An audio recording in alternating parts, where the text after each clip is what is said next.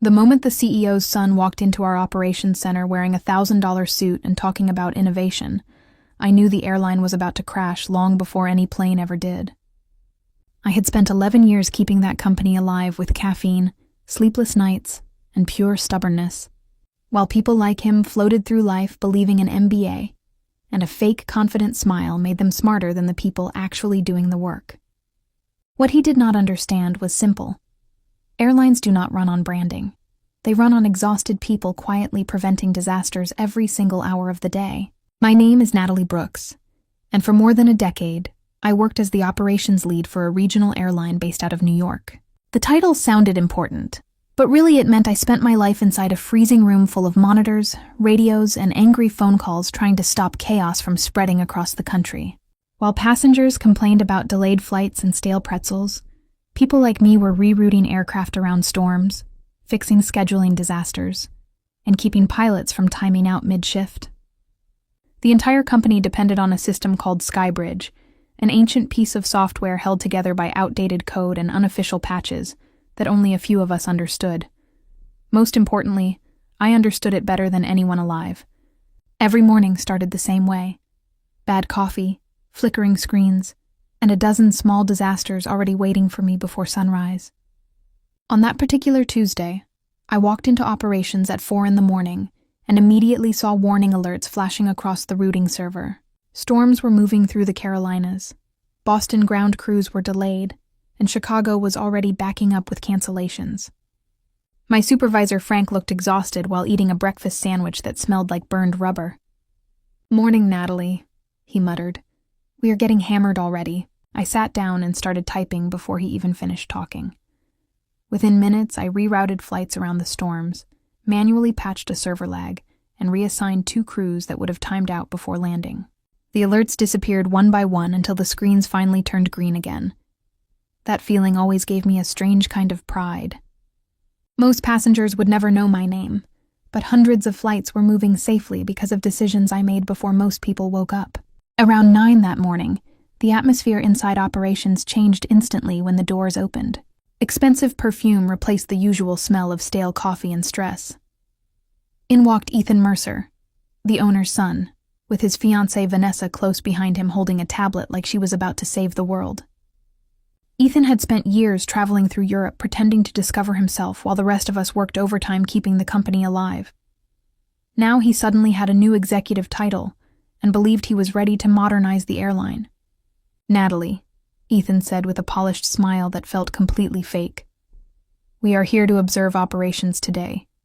Dad thinks it is time for a fresh perspective." Fresh perspective usually means somebody important wants to fire experienced employees and replace them with software nobody tested, I replied. Vanessa laughed softly like I was being dramatic. She used to be some kind of influencer before deciding aviation was her new passion. 5 minutes into operations, and she was already talking about streamlining systems and optimizing workflow, even though she clearly did not understand how anything actually functioned. At noon, they called a boardroom meeting, and that was when I realized the company was truly in trouble. Ethan stood in front of a giant presentation talking about artificial intelligence, productivity, and reducing unnecessary staffing. Vanessa clicked through colorful slides filled with buzzwords, while middle managers sat silently trying not to lose their jobs. Then Vanessa pointed at our Milwaukee routes and announced they planned to eliminate smaller aircraft and replace them with larger jets to reduce frequency and increase efficiency. I stared at her in disbelief. Those smaller aircraft existed because the runway at the secondary airport physically could not handle larger planes. On top of that, our business travelers depended on frequent departures. Cutting those flights would destroy the route financially within months. I explained all of that calmly, but Ethan brushed it aside with the confidence of someone who had never solved a real problem in his life. "That is outdated thinking, Natalie," he said. "We need scalable solutions." That was the moment I understood none of this was about improving the airline. It was about ego. They hated needing people like me because we reminded them they were not actually capable of running the business alone. Over the next 2 weeks, the company became unrecognizable. Experienced workers were fired one after another and replaced with automation tools that barely worked. The overnight support team was cut because Ethan claimed nothing important happened after midnight. Meanwhile, our cargo division operated through the night and generated millions in revenue. Every warning I gave them was ignored. Vanessa started shadowing me during shifts, asking ridiculous questions while scrolling through social media. Because the codes explain why they are delayed, I answered while typing reroutes across 3 different airports. Mechanical delays, crew issues, weather problems, fuel shortages. Color coding will not tell me whether I need a mechanic or a miracle. She rolled her eyes and told me I needed a more positive attitude. That Friday, I got the meeting invitation from Human Resources. No subject line, no explanation. I already knew what was coming. Before leaving my desk, I quietly finalized something I had been working on for days. Over the years, I had built hundreds of custom scripts that kept Skybridge functioning properly. They handled routing recovery, pilot scheduling backups, and system synchronization during outages.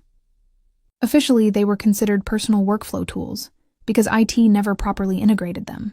So I centralized every script into my secured employee directory. Completely legal, completely compliant. If my employee credentials disappeared, the scripts disappeared too. At 3 p.m, I walked into HR. Ethan sat beside Vanessa looking proud of himself while the HR representative avoided eye contact entirely. Ethan folded his hands together dramatically.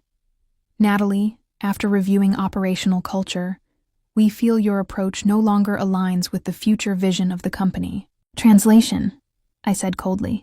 You are firing the person who keeps the airline functioning. Vanessa jumped in immediately.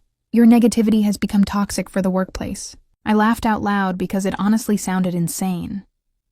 11 years of sacrificing holidays, sleep, and relationships for that airline. And suddenly I was toxic because I questioned people who had no idea what they were doing. Ethan finally said the words. You are terminated effective immediately. I handed over my ID badge without arguing. Then I looked directly at him. You think you bought a self-operating machine, Ethan? I told him quietly.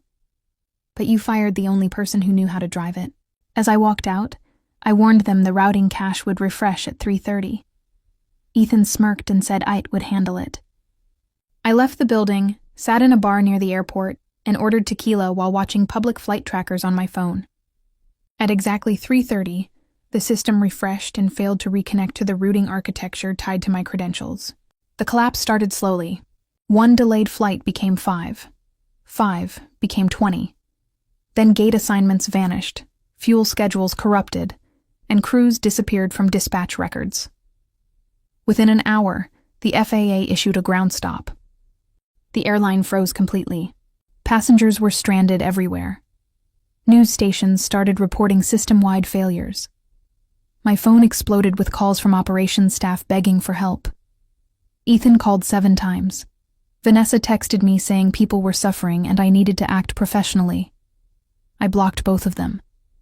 Finally, the owner himself, Richard Mercer, called me personally.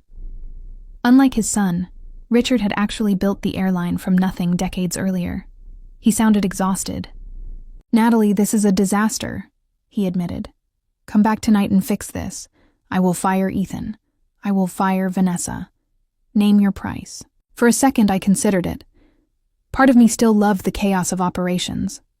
But then I remembered every insult, every warning ignored, every smug smile from people who believed experience no longer mattered. You let them destroy the company themselves, I said quietly. Now you have to live with it. The airline lost millions within days. Flights were canceled across the country. Investors panicked. Reporters uncovered the truth about my firing, and suddenly every competitor in the industry knew my name. 2 days later, I accepted a consulting contract with one of our largest rivals for nearly triple my old salary. They wanted my knowledge, not my obedience. I worked from home rebuilding their systems while watching my former airline collapse on television. A week later, Ethan was fired. 6 months later, the airline was sold off in pieces. Sometimes I still miss that operations center. I miss the flashing screens, the pressure, and the feeling of solving impossible problems before sunrise. But then I remember something important. Companies love to call workers replaceable, right until the moment they discover exactly how expensive replacement really is.